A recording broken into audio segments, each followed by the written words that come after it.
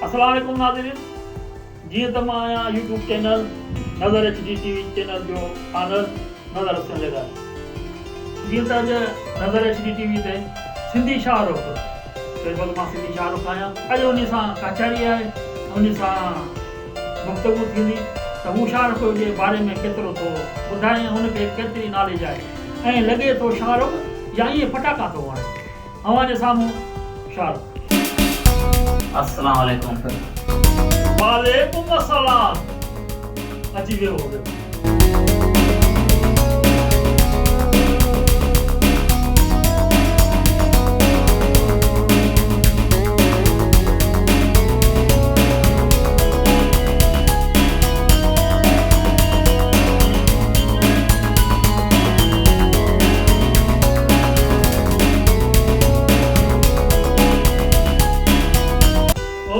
शाहरुख़ अची वियो साईं किता ॾिसो ऐं शर्मा लॻंदो न।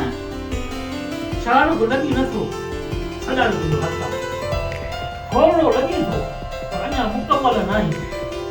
पोइ ॿुधाए शाहरुख़ जो तूं केतिरो फैन आहे? साईं दुनिया में शाहरुख़ जा लाइ केतिरा ई फैन आहिनि, उन मां हिकु मां बि आहियां। इंशाअल्लाह हिकिड़ी मां बि वॾो एक्टर थींदसि। अरे मुंहिंजी नौकिरी कर, छॾे ॾे शाहरुख़ थियण जा ख़्वाब, मुंहिंजी धंधेदारी सां लॻ। न साईं, मां हिकिड़ी वॾो एक्टर थींदसि, वॾी फिल्म ठहंदी, वॾा ड्रामा थींदा। साईं मां आयो आहियां न, मुंहिंजे नज़र जी टीवी में ड्रामो ठहा न।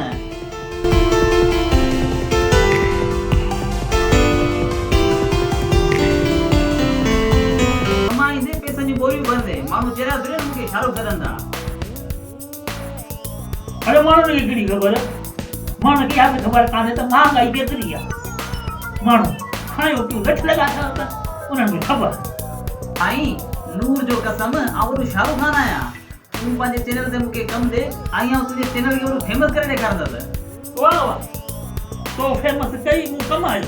हाणे हले था मुंहिंजा महिमान था अचनि, पोइ ॾिसंदासीं हिन ॻाल्हि खे। ॿिए वारे अचिजांइ।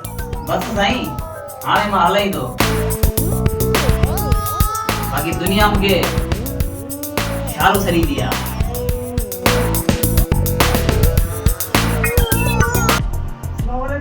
वालेकुम अस्सलाम।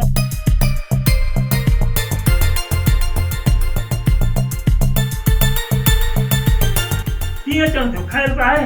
साईं इहो शाहरुख़ खान आयो किथे आहे? साईं शाहरुख़ प्लाटी आहे शाहरुख़ मोहम्मद सां ठाहियो। साईं ॾिसो त केॾी महांगाई लॻी पई आहे, पोइ बि शाहरुख़ खान असां टिनी सां फ्रॉड करे हले वियो। वाक़ई वाह, तव्हां सही था चओ पिया। या ॻाल्हि ॿुधो, मूंखे ई अलाह बचायो। ॿिए खिलाड़ी जे रूप चढ़ी वञा त इहा मुंहिंजा टीम त पढ़ी गुम करे छॾी आहे। महांगाई उरूज ते आहे, माण्हू मजबूर थी अहिड़ा कम न करे त पोइ ॿियो छा करे।